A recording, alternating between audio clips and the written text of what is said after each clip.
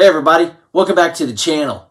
One question I get all the time when people see my retro video game collection is, do I play current games or do I just play retro games?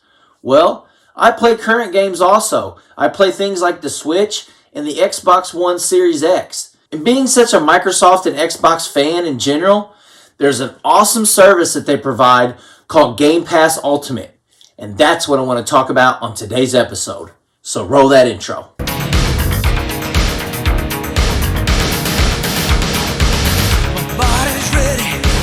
On fire, I'm gonna push it over the wire.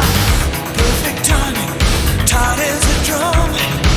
You find the battles already won. So yeah, Game Pass Ultimate is a paid subscription service for the Xbox that lets you play tons of games all month long for one price, and it's fantastic. I've downloaded and played a ton of games on the Game Pass Ultimate.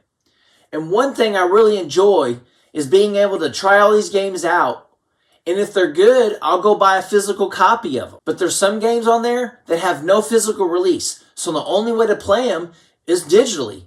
So I figured I'd talk about 3 fantastic games that I've played in the past month on Game Pass Ultimate. Now these games won't be in any particular order, but there are 3 fantastic games that I've actually played recently. And I know I'm only talking about 3 games, but 2 of these games are literally on my top 3 games of 2021 so far. They're fantastic, so I figured I'd show you guys a couple clips of them and kind of give a rundown of what the game's about, because I definitely think you should check them out. Alright, enough with the malarkey. Let's get into the games. The Gardens Between is a surreal puzzle adventure that follows 2 best friends, Irina and Friends, as they fall into a mysterious world of beautiful garden islands. They actually live next door to each other and have become close friends since Irina's family moved into the area. The game was released in September 2018, but honestly, I had never played it until this year. And I saw it on Game Pass and I love the art style, so I figured I'd give it a shot. One rainy night, the 2 sneak out and hide in their treehouse, built on a small garden square next to both houses. In the midst of a rainstorm, they see a light sphere form in front of them, which suddenly causes the treehouse to fall into a vast dream ocean with small islands made up of their shared experiences. And what's crazy about this game is it's a puzzle game. So you're actually manipulating time backwards and forwards to progress these 2 to make it to the end of the level. So you'll have to rewind time to maybe move a box so you can actually move them underneath the box, and then the box will fall so it doesn't kill them.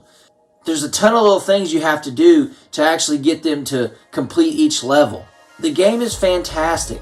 It has about 20 levels, and there's actually 2 or 3 sets of levels in each. And all the levels are made up from their memories.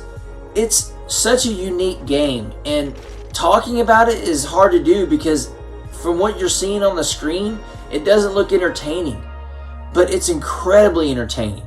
And the puzzle aspect kept me hooked. I probably put about 15 to 20 hours in this just trying to figure out and beat all the levels. It's such a great game with an awesome ending, and best of all, it's free on Game Pass. If you have Game Pass Ultimate, definitely check this one out. You will not regret it. The next game I want to talk about is a game called Observation, and I'm not going to lie, this is one of the most unique experiences I've ever had in a video game. It's an adventure puzzle type game developed by Scottish studio No Code and published by Devolver Digital. The game is basically a sci-fi thriller. You don't control a human in this game.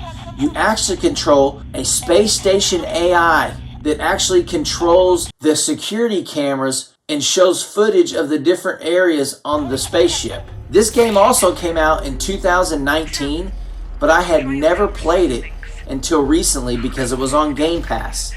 I didn't know what to expect, but this game really opened my eyes on how involved a game can be and how easily it can draw you in with its fantastic storytelling. It sounds crazy that you're just an AI component switching between security cameras to try to figure out what happened on this spaceship.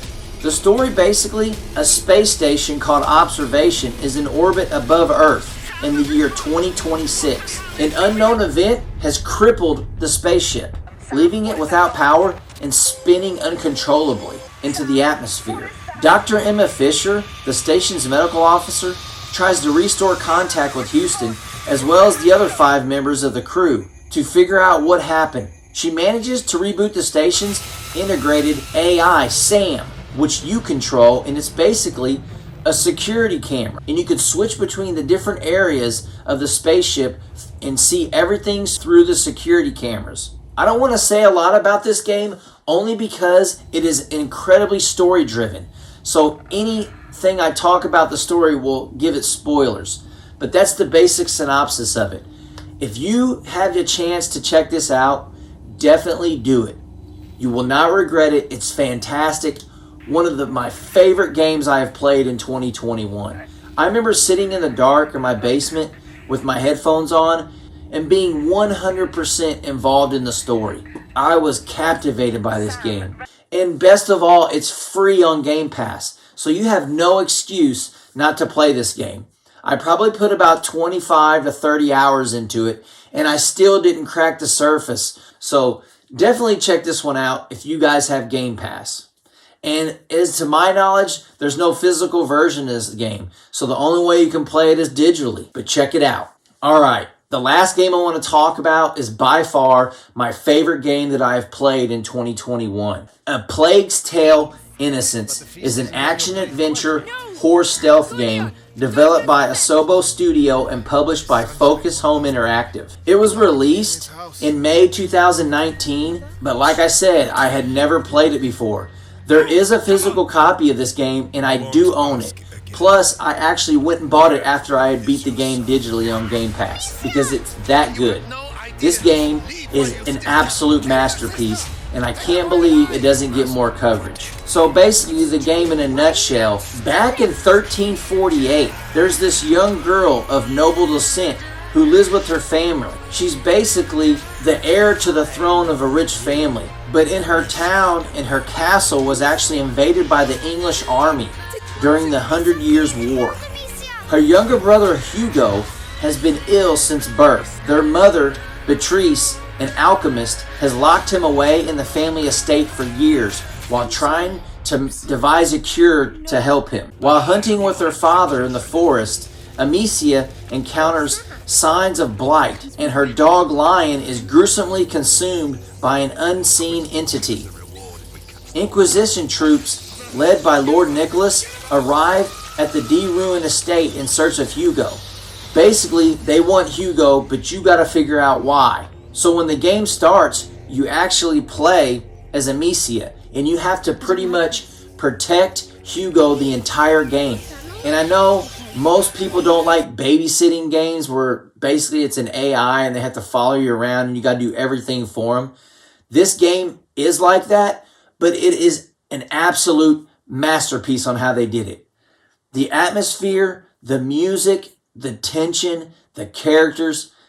I can't believe this game isn't 10 out of 10. It's one of the most ambitious and incredible looking games I've ever played. I was incredibly immersed in the story, and it's pretty long also. There's quite a few chapters in this game. Eventually, you'll find out why everything is happening to her and her family and her little brother Hugo. But along on the journey, you'll find many people who help you out, and you'll also run into old friends and old enemies. This game is absolutely incredible. I actually asked people about this game after I had played it, and only one person actually said they played it, but they told me the exact same thing. I was incredibly impressed with it. I'm glad I downloaded it on Game Pass Ultimate. So if you guys get a chance, check these 3 games out.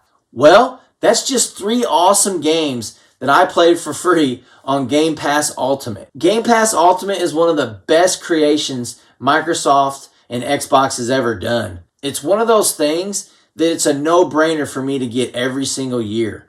My son plays a ton of different games on Game Pass, and it's just worth it. I game share with him, so I don't have to pay anything to play the same game, plus all those different titles on Game Pass. And they change them out every month, so some come and go every month. So if you guys love modern games like I do, leave some suggestions in the comment section below of games that I should check out. Don't forget to like, comment, and subscribe.